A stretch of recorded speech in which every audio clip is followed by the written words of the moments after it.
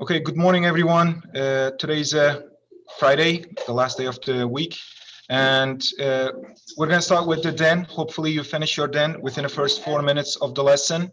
And so we're going to talk about two things today. The number one, using expressions when we solve the word problems. Number two, what is a multiplicative inverse? So we talked about yesterday what is an additive inverse, means putting a minus sign in front of everything. And what is a multiplicative inverse? There is also a pattern about finding a inverse for multiplication.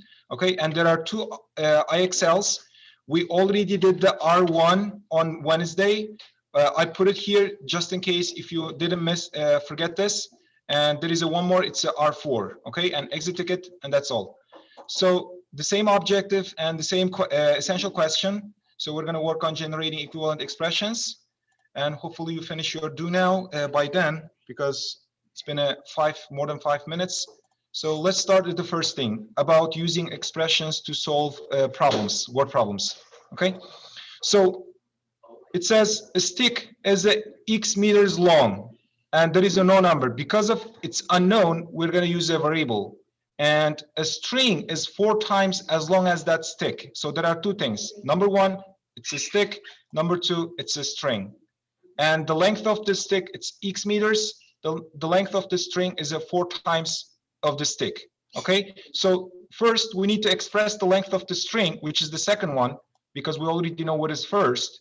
And the second one would be, because of it's obviously said it's 4 times, so you need to multiply 4 by the length of the stick, because it says 4 times as long as stick, so which is x. Okay, and if you guys remember, when you multiply a number with variable, you don't have to put the multiplication sign between them. You just need to put together, right? It's just the 4x. Okay, so this is the shortest way to rewrite the length of the string. Okay, next one. It says if the total means addition, the length of the string and stick is 15 meters long. So let's come until here, until this comma. So the string is 4x, as we find out here. So I'm going to write it down 4x instead of string. And because of we're trying to find out the total, we need to add this with the stick. The stick is x meters long. So instead of stick, I'm going to use x itself. And together they said it's equal 15. Okay, I'm going to put 15 now. So we need to find out now, the question is, how long is the string? The string was 4x. So what is the 4x is equal? Okay, so to find out 4x, we need to figure out what is x is equal. So if we use this equation, we can figure out what is x is equal. If you guys remember from yesterday, 4x plus 1x, together that would become 5x, right? So the meaning of 5x is 5 times something, and that is equal 15. 5 times what is 15? 3, thank you. So x would be 3 now. So we know now the length of the stick, because it's x meters, so which is 3 meters long, the stick. Because 4x plus 1x, 4 plus 1, that becomes 5, and you need to put the x together, because these are the like terms. Like terms means the terms that has the same variables. Okay, so, and we know the value for x now. We need to figure out what is a 4x is equal. So 4x means like 4 times a number. So we know that number is equal 3, because x equal 3. So instead of x, I'm going to plug in, I'm going to replace x with 3. And 4 times 3, that will be 12 meters long. Okay, that's it. So this kind of problems that we'll be using expressions in application or in word problems. So the next thing, let's talk about the next thing. So this time you're going to see like a little bit longer word problem. If you see this kind of longer word problem, you need to break it down like sentence by sentence, phrase by phrase, and you need to underline the key terms and numbers. So that will help you to figure out what do we need to do, like step 1. So let me go with the first sentence first. And let me grab my pencil, this time blue pencil. Okay, so it says it costs Margot a processing fee $3. So processing fee, actually, it's a fixed amount of money. So he has to pay $3. Okay, so I have 3, and let me say Margot, because when I see the story overall, when I skim this, there is a Margot and Carissa. So I'm going to start with Margot. Okay.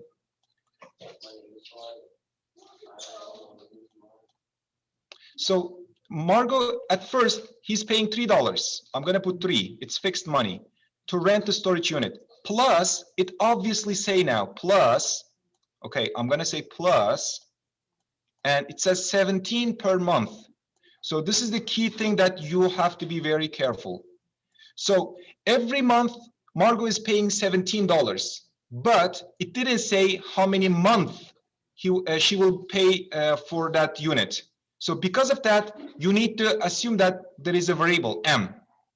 So we don't know the number of months in the first sentence, so we're going to label with M. And if she is paying $17 per month, so that means it becomes 17 each month.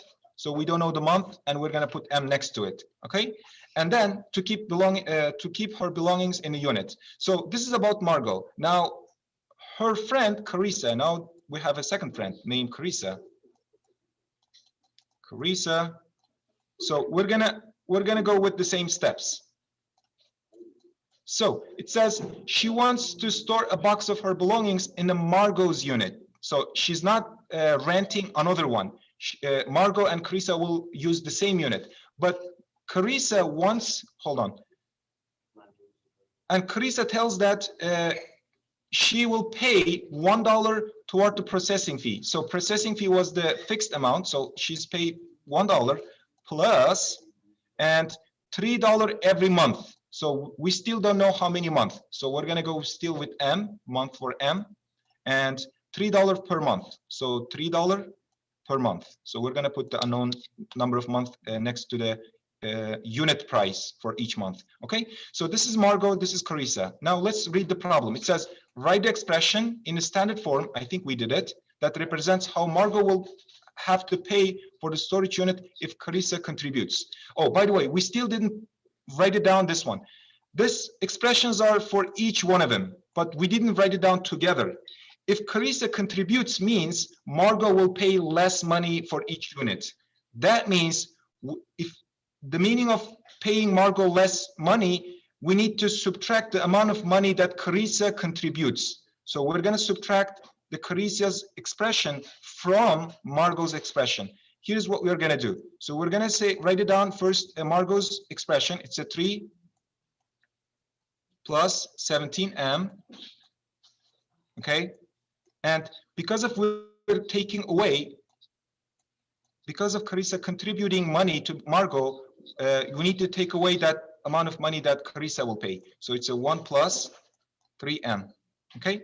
So if you guys from yesterday's lesson, we talk about seeing a negative sign in front of parentheses, right? When we drop the parentheses. For example, this is the first parentheses. When we look at it in front of it, there is a no negative sign. So we can write it down without changing anything. So 3 plus 17M.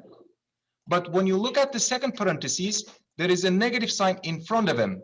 If you see negative sign in front of the parentheses, you need to reverse everything inside of parentheses, which become, so this one become -1 because the 1 is +1, so it becomes -1. And this plus sign will become opposite again. It's reversing. So it's a -3M or -3M. It's the same thing. So now we need to group them. So I'm going to use the different colors this time. So let me use the blue color for M. So 17M and 3M. In front of 17, there is a plus sign, which is +17. In front of 3M, there is a negative sign, which is -3. So now you need to combine these together. So 17, which is +17, 17 minus 3, it becomes 14. And because of we're talking about the M terms, we need to put the M as it is. Okay. And the second thing, let me use a different color this time. There is a number, it's 3, and there is another number, 1. But we need to pay attention to the sign in front of the numbers. There is a no sign, that means +3, and there is a negative minus sign, that means it's a -1. So 3 minus 1, it becomes +2, right? So I'm going to put +2 next to the 14M. Okay, so this is the expression that Margot will pay if Carissa contributes. Okay, so this is the money that Margot will pay if Carissa supports paying that fees or paying together. So, and on the next thing it says, determine how much Margot will pay if she uses the storage for 6 months. Now, this is the next step. So this tells us now how many month they will pay together. So there is, now we know the number of months. So which means M is equal 6, okay? So now let's take the last expression, this expression. So instead of M, we need to use the value of the M, which is 6. So 14, number and variable comes together, that means multiplying. Instead of M, I need to put 6 and plus 2, okay? So here's the thing. 6 times 14, 6 4 is 24, and 6 1 is 684, plus 2, it's $86, okay? So Margot and Carissa will pay together for 6 months for that storage unit, $86 together, okay? So if you are wondering, like, what if Carissa doesn't contribute to Margot to pay that unit? How much money they will pay Margot by himself?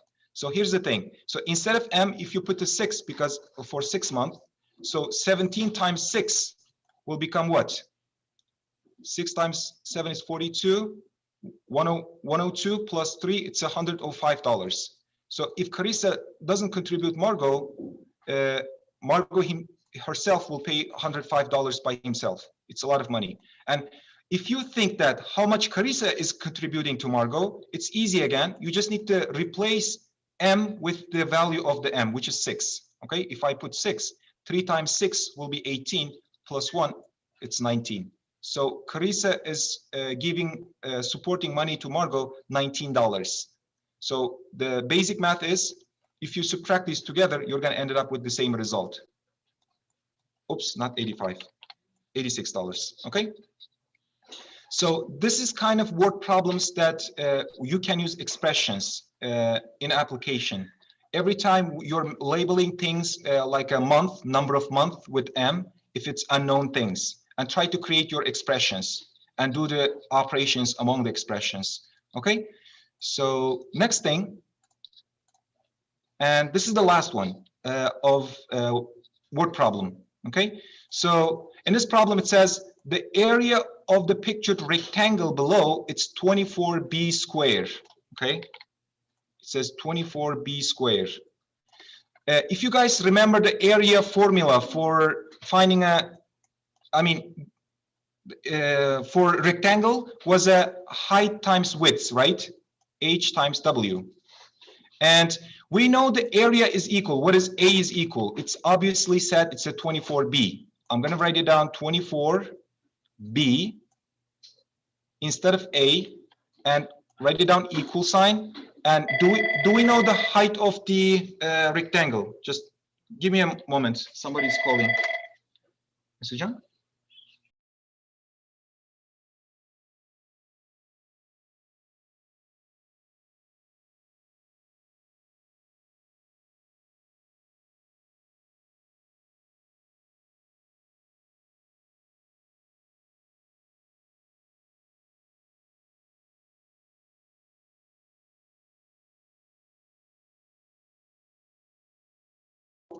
Okay, sorry for the interruption, that there was a phone call. Okay, so let's move on. Let's move on. This is the last slide. And if we keep reading the article, it says it's the width, it's 2b. And as you can see on the shape, the width is 2b. So instead of W, you need to put 2b, okay? All right, and times, do we know what is H? Because find the height, or we need to find what is H. So this is the unknown thing. Let me put in a square. So we need to find out what is H is equal, okay? It's equal question mark. So here's the thing you can do. Because because of the b's are on the both side, I don't have to get another b for h, because b times b will be like b squared something. So that's why I can ignore the b's.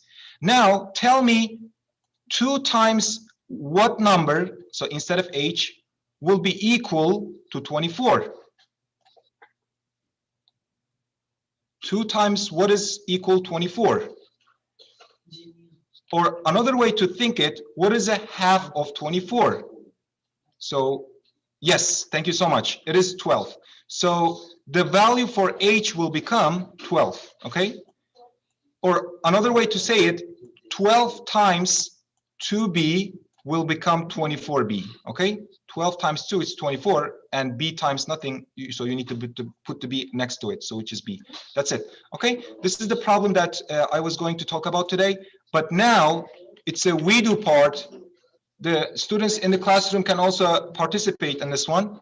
So now we're going to start talking about inverse for multiplication, or another way to say it, inverse to division. It's the same thing, like opposite of division, it's a multiplication, opposite of multiplication, it's a division, okay? So for the numbers, we have two numbers, 5 and 3. Let me show you the first one. If you guys remember from yesterday, I was saying like opposite of number is just basically you're putting a negative sign in front of him, right?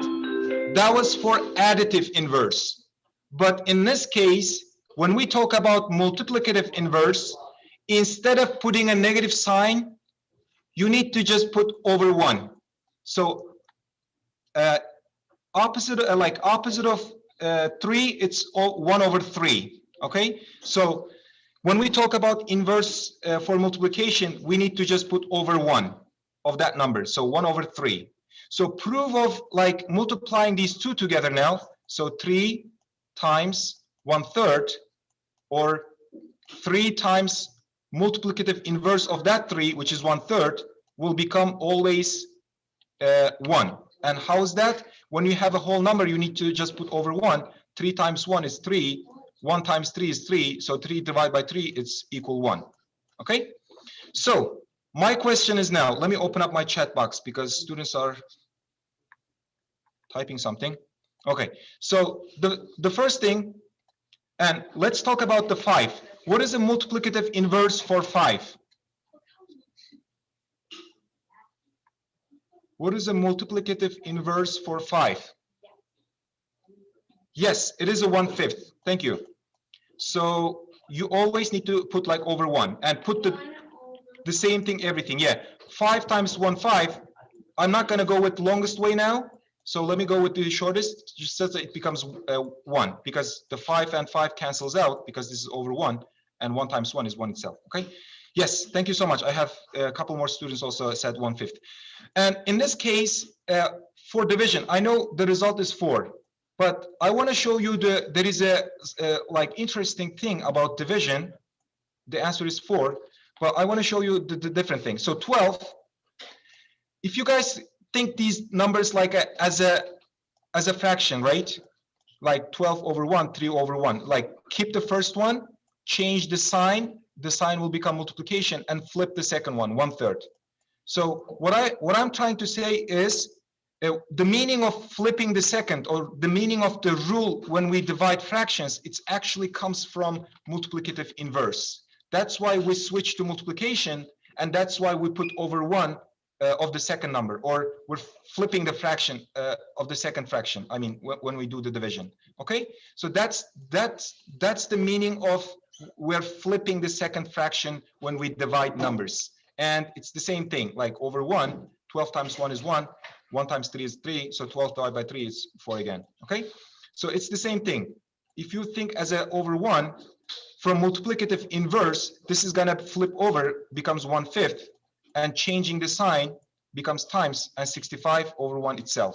Okay, and 65 divided by 5, which is 13. Okay, and let's move on. There is a like little bit advanced questions now. See if you can understand this for negative numbers.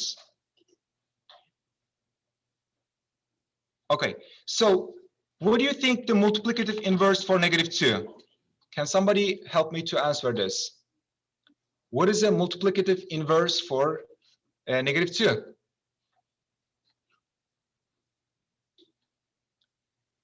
The only key rule about okay, I have 2 students on the online student said it. That's awesome. And both of you are right. Yes. So all you need to do is putting over 1. Yes, I have not under 1, like over 1, like this, like over 1 and oops, it's I accidentally put this. Okay, over 1. So whatever you have it, you just need to put under it. But some students put the negative sign in front of it. It's also correct. Like you can put the negative sign in front of the fraction. That's okay. These are the same thing. Okay. It doesn't matter if you're putting negative sign in front of the denominator, numerator, or in front of the fraction. All of them are correct. Don't worry about it. Yes, you guys are good. So for the proof, it's just you're multiplying -2 with -1 second. So because of like when you multiply 2 negative signs, it becomes positive, right? And 2 times 1 second, it's also 1. Okay. So I have like one step further. What is the multiplicative inverse for -3/5?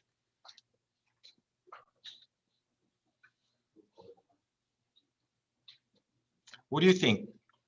You guys can guess. It's okay. What do you think? Like, how could you write it down? Multiplicative inverse for fraction.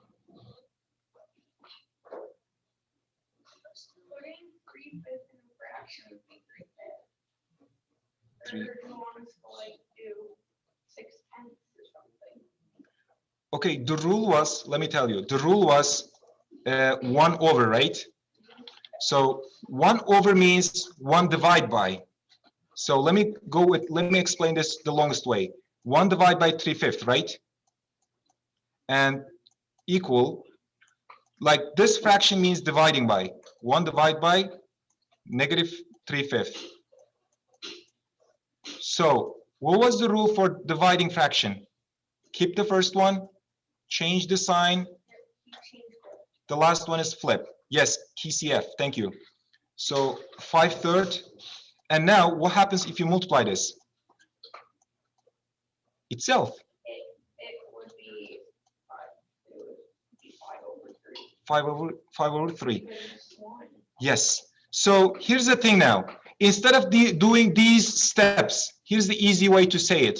When you have a fraction, if you're trying to find a multiplicative inverse, you just need to flip the fraction. Okay?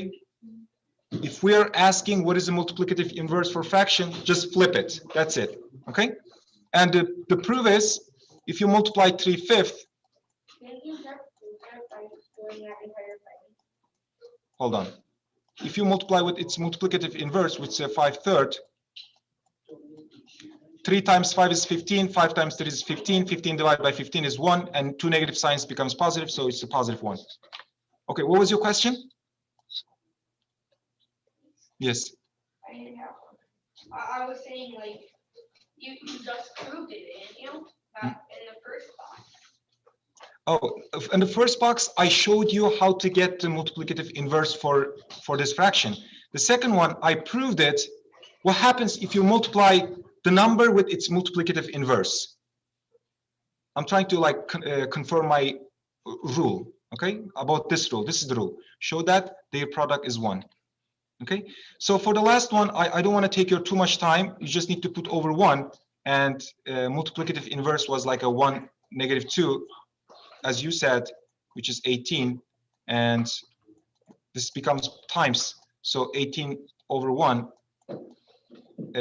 18 divided by -2, which is -9. Okay, it's the same thing for this one. 6 times, it becomes like 5/3, right? 5/3. Okay. So because of the 6 is whole number, you need to put over 1. And 6 times 5 is 30. 1 times 3 is 3. 30 divided by 3 is 10. And it's a -10 because there is only one negative sign. The first number is positive. Opposite sign numbers will result negative sign. Opposite sign numbers will result negative sign. Okay? All right. You want to go like one step further? So we talk about positive numbers, we talk about negative numbers and fraction. And now, what do you think? This is actually the purpose of we're doing this all. What do you think if you have a variables now? What was the rule like finding a multiplicative inverse for anything? What do you think the multiplicative inverse for x? Okay, so tell me, what do you think x would be?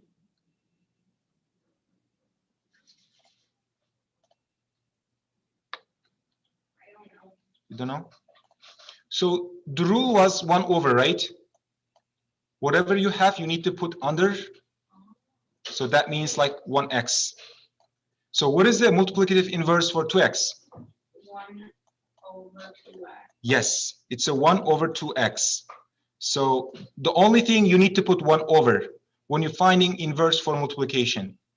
Okay, so it's the same thing. X times 2x is, x times x is, because of there is over 1, x times 1 is x itself, because anything times 1 is itself, and 1 times x is x itself. X divided by x. If you divide anything by itself, what is the result always? 1. Okay, it's the same thing now. 2x times 1 over 2x. So because of this is over 1, it's a whole thing. And 2x times 1 itself, and 1 times 2x itself again. So what happens if you divide by itself? 1, okay? So here's another thing. This is the easiest way to rewrite this. 5x over x, right? X divided by x what? X divided by x.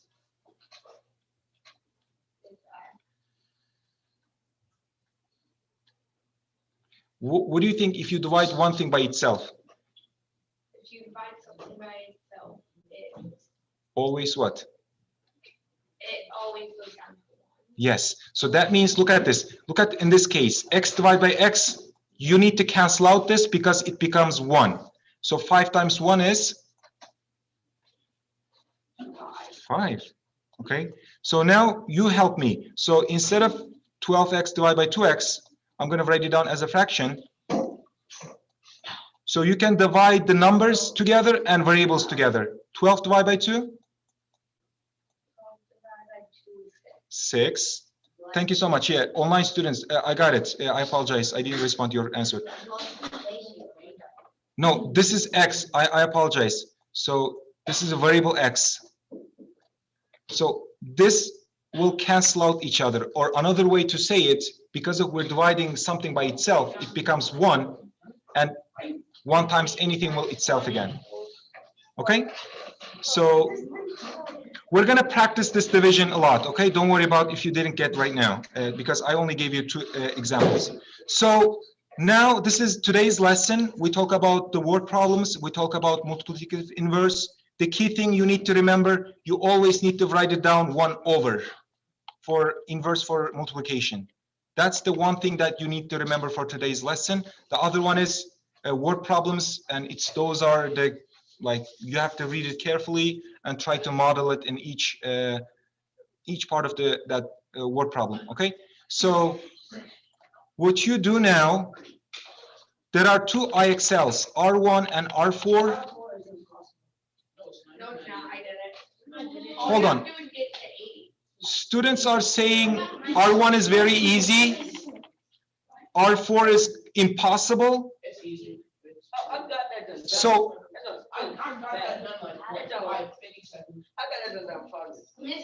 okay, online students, are you guys agree on the same thing? Like R1 is easy, Yes. R4 is, it says, somebody says impossible. Like, is it, if it's hard for R4, I can help you a couple questions to explain. Yes, somebody says R4 is also kind of easy. Are you supposed to get it up to 70. Really? Mhm. Oh, I got It's okay. Yeah. Okay, listen up. I'm gonna show you a couple examples then for R4. 2 times k would be 16. Yes. Okay. Yes, it is. You got it. So, yeah, k. Listen up. Hold on. 8, like k is 8, which means instead of k, you need to put 8. So instead of 2k, it becomes 2 times 8. So yes, as you said it, it says 16. Okay. Oop. Okay. And listen to this one. So obviously it says z is 3. So instead of z, you need to replace that value, which is 3. And 3 plus 15 will become, yes, you got it. Thank you. Online student got it. So it's going to be 18. And about this one, if p is equal 8, instead of p, you need to put that value. Yes, it's 11 minus 8. Thank you. And when you subtract it, it's obviously will be 3. Yes, you got it. And these are the easy questions, by the way. I think students are struggling when they go on the second level. If x is 2, it's going to be like 4 times 2, which is 8. Okay, so let me go on the next level. Maybe you guys are struggling on the next level questions. So the next level questions is, listen up. This is the questions that you may be struggling when you have a negative numbers, like y equal negative 54. So instead of y, you need to put negative 54, which is negative 54, and you need to just put plus 25. So you need to do the math now. That's plus 24. 25, I apologize, 25, yeah. Yes, it is a negative 29, thank you. So feel free to use a calculator for this kind of questions. So instead of y, you put the negative 54. If you use your calculator plus 25, you're gonna get negative 29. Thank you so much for helping. Okay, now it's also negative numbers. Let me explain this a little bit longer way. Maybe you can use your calculator again. So first number is negative 22, okay? And minus 32. And because if there is a variable next to it, there is a multiplication. Instead of that w, you need to put the value of w, which is 2. You got it? Yeah, it's a 6. So this becomes 64. Minus 22. So minus 22. Hold on, there is a negative sign in front of it. Make sure. Negative 22 minus 64. You need to use a calculator, please. 42. It's not a 42. So what do you think? Negative 22 minus 64. Please use your calculators. Please. It's negative 86. Positive 40. Oh. So here's the thing. If you see like all numbers are negative, that means like add the values. 22 plus 64, it becomes 8. What you said 86? Negative 86, yeah. Okay. And here's another negative number thing. So when you get on a second level questions, you're going to start seeing the negative numbers. So now let me explain this like a step by step again. The first number is 39, and minus 12. Because if there is a y next to it, there is a multiplication between number and that variable. And instead of y, I need to put the value of y, which is negative 4. I'm going to put negative 4 because it says y is equal negative 4. So now you need to go step by step. You can do one thing. You can type everything on a calculator and get the result, or you can go step by step. So instead, in front of 12, there is a negative sign, right? Which means it becomes negative 12. So negative 12 times negative 4. Because if you're multiplying two negative numbers, first of all, it becomes positive. And 12 times 4, it becomes 48, right? And you just need to put the 39 in front of it. Okay, so 39 plus 48, now you can do the math. So let me try to do it. Yes, you guys can stop at 70 if you get 70. So I think this is my last problem. And it will be 4 plus 9, 8 is 7. And 3, it's 8, 87. Okay. Ta-da, I got it. So now I had 70 first batch. So yeah. Yes, 70 is enough.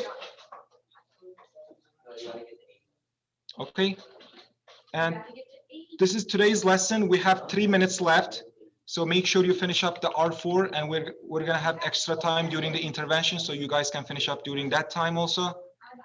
And for the last 3 minutes, make sure you do your exit ticket. It's part of your participation, okay? Okay, if you got a 72, you can stop. Yeah, you don't have to go further. That's enough. That's a perfect score. Okay, if you don't understand the IXL, I'm gonna do the review during the intervention time, okay? And when you say IXL, which one is that? R1, R4?